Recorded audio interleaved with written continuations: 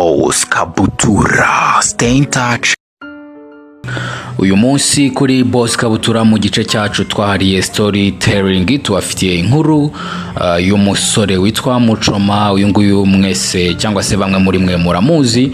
Uyu nguyu yakomozaga ku bijyanye n'inkondo ziba hagati y'abasore n'inkumi, aho yatindaga ku bijyanye no kuba umukobwa mwakundana ariko we akazafata igihe akaguta kubera yuko uri broke. Ibingibi rero yavugaga yuko nta yindi excuse ufite we musore watawe n'inkumi kubera yuko mwikofi yawe nta giceri kirimo, ahubwo ko ugomba gukora bihambaye kugira ngo uheshe agaciro igihe muzahura azabone yuko wa muntu yagombaga kumwubaha even before. Stay in touch, amakuru yo arakisukiranya. Nta mugabo numwe utajya uhura na kino kintu mu buzima bwe, uko byamera kose abazagira umukobwa umwe wamubabaje